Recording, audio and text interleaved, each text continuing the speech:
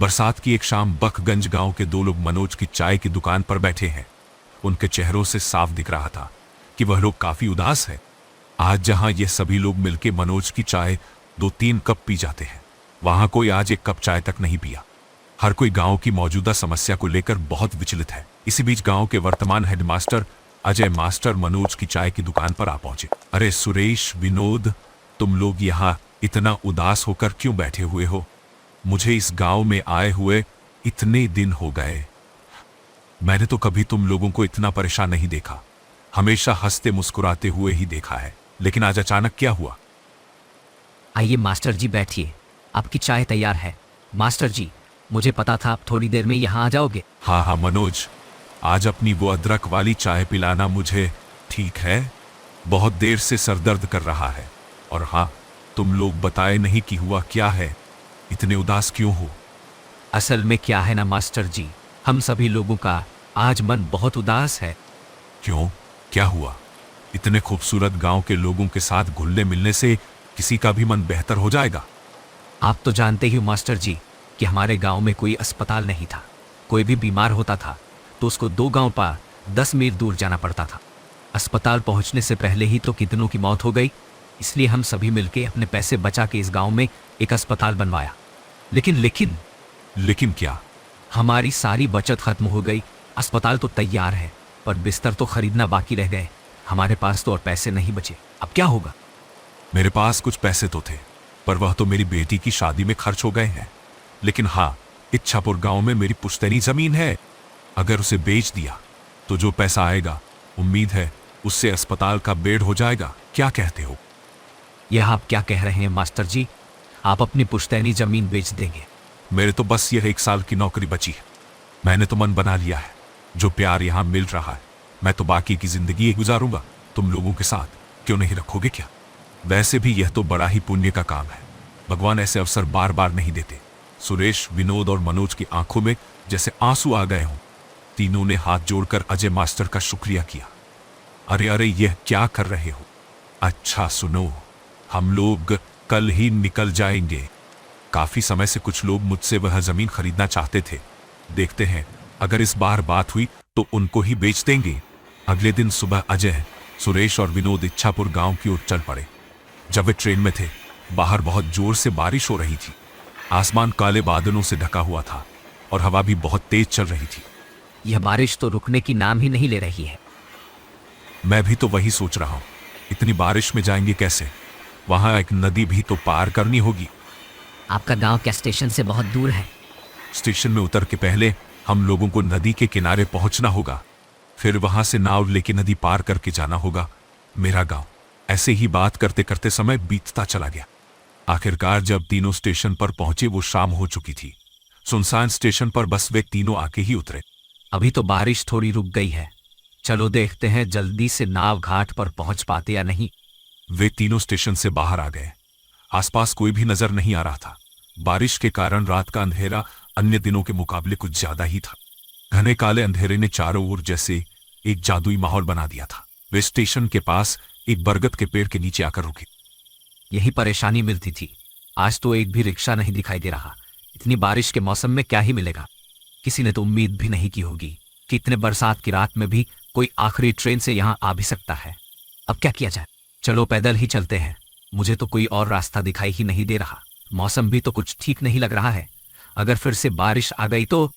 वे तीनों अंधेरे में ही आगे बढ़ने लगे।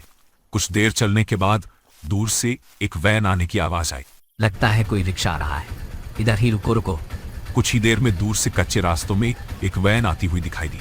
अजय ने उस चालक को देखते ही पहचान लिया। अरे हरिओम भैया, आपसे मिले हुए कितने महीने हो गए?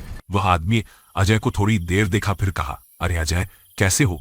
अपने घर जा रहे हो क्या? जी हरिओम भैया, मैं तो ठीक हूँ। यह दोनों हैं सुरेश और विनोद। मैं जिस गांव में अभी मास्टर हूँ, यह दोनों उस गांव से ही है। हम सब तो अभी मेरे घर जा रहे थे। हरिओम भैया, आप हमें नदी के किनारे ले चलोगे क्या? तो आज रात की आखिरी नाव मिल जाती। हरिओम ने कहा, इस बरसात की रात में नाव मिलेगी? अच्छा चलो देखते हैं, बैठो। चलो सुरेश, चलो उठो। यह आखिरी मौका है। अगर यह निकल गया तो सारी रात यहीं रुक के बारिश में भीगना पड़ेगा। सभी लोग वैन में जाकर बैठ गए। अंधेरे में ही वैन आगे बढ़ने लगी।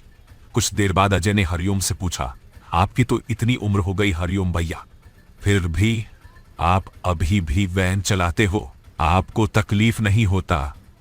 तकलीफ? हाँ, होता था पहले, अब नहीं होता है। इसका क्या मतलब है? वो कुछ नहीं, तुम तो बहुत दिनों बाद इच्छापुर गांव आए हो, हम लोगों को तो भूल ही गए हो तुम। नहीं नहीं, ऐसी बात नहीं है हरिओम भैया। दरअसल काम के सिलसिले में मैं अभी जहां रहता हूं वहां से आमतौर पर आना जाना हो नहीं पाता है। आज भी तो एक जरूरी काम से ही आया हूं। गांव में मेरे बाप की जो जमीन है ना, उसे ही बेचने आया हूं। बेच दोगी? क्या हो गया? कोई मुसीबत? हाँ, मुसीबत तो है। जिस गांव में मैं रहता हूं, अभी उस गांव के सभी लोगों ने अपने बचाए हुए पैसे से अस्पताल बनवा तो दिए हैं, लेकिन वह अस्पताल की बेड खरीदने के पैसे नहीं जुटा पा रहे हैं। इसलिए मैंने सोचा कि अपनी पुश्तैनी जमीन बेचकर उनकी थोड़ी मदद कर दूं। वैसे भी वह जमीन तो कई सालों से खाली ही पड़ी है। क्या बात है अजय, तुम सचमुच इच्छापुर गांव का गर्व हो? अरे नहीं नहीं, ऐसी कोई बात नहीं। यह देखो ना, यह सुरेश, विनोद, ये सभी भी किसी से कम है क्या? ऐसे ही बातचीत करते करते सभी लोग नदी के किनारे आ पहुंचे। जब तीनों नदी की ओर देखे तब नदी बहुत तेज बह रही थी। जो नदी हर वक्त शांत रहती थी वह आज बिल्कुल अलग दिख रही थी। नदी के किनारे कुछ नाव बंदी हुई थी, लेकिन चलाने वाला कोई भी दिखाई नहीं दिया। जो सोचा था वही हुआ। एक भी माझी घाट पर नहीं है। वैसे भी इतनी रात हो गई है, और फिर बारिश, कोई क्यों ही रहेगा। अभी यह तो बड़ी मुसीबत हो गई मास्टर जी। आज रात बारिश में भीग कर ही गुजारना पड़ेगा लगता है। अब क्या होगा मास्टर जी? आसमान का हाल देखा आपने? लगता है बारिश फिर से आने वाली है। आसमान में काले बादल फिर से आना शुरू हो गए। नदी की ओर से हल्की हल्की ठंडी हवा भी चलनी शुरू हो गई। हरिओम भी उन लोगों के साथ वही खड़ा था। जब वो तीनों बात कर रहे थे तभी उसने कहा, अगर आप लोग बुरा ना मानो तो मैं एक बात कहूं। आप ऐसे क्यों बोल रहे हो हरिओम भैया? बोलिए ना, क्या कहना चाहते? लगता है थोड़ी ही देर में बारिश फिर से शुरू होगी, और अभी तो कोई माझी भी नहीं है घाट पर जो नाव से अपने घर जा सकोगे। उसके बजाय एक काम करो, वो देखो सामने ही मेरा घर है, सब लोग वहीं चलो, आज की रात वहीं गुजार लेना। हाँ, सही कह रहे हो आप। इससे पहले भी तो कितनी बार आपकी गाड़ी में स्टेशन गया हूं, आपको अपने घर से बुला क्यों? सुरेश, विनोद और तो कोई रास्ता नहीं दिख रही है। आज की रात वहीं गुजार लेते हैं। हरिओम भैया, आज हमारा कितना बड़ा उपकार किया है, क्या बताऊं। हाँ, विनोद ने सही कहा। हम हरिओम भैया के घर पर ही चलते हैं, नहीं तो इस बरसात की रात में बड़ी मुसीबत में पड़ जाएंगे। सभी लोग मिलकर हरिओम के घर की ओर बढ़ने लगे। जैसे ही वह घर के अंदर घुसे, एक अजीब सी बदबू आने लगी। अंदर से मानो बहुत दिनों बाद कोई इस घर को खोल रहा हो। हरिओम भैया, घर के अंदर इतनी बदबू क्यों? यह फर्श भी कैसा भीगा भीगा सा लग रहा है। असल में यह घर तो आधे समय बंद ही पड़ा रहता है। मैं तो अपनी गाड़ी लेकर बाहर ही रहता हूं, और पानी शायद खिड़की से अंदर आया होगा। कमरे के कोने में एक टूटी खुली हुई खिड़की से हल्की सी रोशनी आ रही थी। घर में खाना तो कुछ नहीं है, मैं तो आप लोगों के लिए खाने का इंतजाम ही नहीं कर पाया। आप उसकी चिंता मत करो। इतनी खराब मौसम में रात को रहने के लिए जगह मिल गई। इससे ज्यादा और क्या चाहिए? अगर आप नहीं होते तो आज रात हम लोग कैसे बिताते, भगवान ही जाने। अरे ऐसी कोई बात नहीं है, ठीक है, आप लोग सो जाओ। और आप कहाँ रहोगे? मैं बाहर सो जाऊंगा, कोई परेशानी नहीं होगी। क्यों? आप हम लोगों के साथ सो जाओ ना। नहीं नहीं, मुझे कोई दिक्कत नहीं होगी। यह बोलकर हरिओम बाहर चला गया और वह तीनों, अजय, सुरेश और विनोद, जमीन पर चटाई बिछाकर लेट गए। गहरी रात। अचानक अजय की नींद खुल गई। एक अजीब सी आवाज आ रही थी, जैसे कि कोई घर से थोड़ी दूर जमीन खोद रहा हो। अजय शुरू में तो नजरअंदाज करता रहा, लेकिन आवाज और तेज होने लगी। जो भी वह काम कर रहा था, जैसे कि वो किसी की परवाह किए बिना ही किया जा रहा हो। यह आवाज कहां से आ रही है? छोड़ो, जाकर देखता हूं। अजय तेजी से उठा और खिड़की के पास जाकर बाहर देखने लगा। हरिओम भैया घर से थोड़ी दूर पेड़ के नीचे खुदाई कर रहे थे।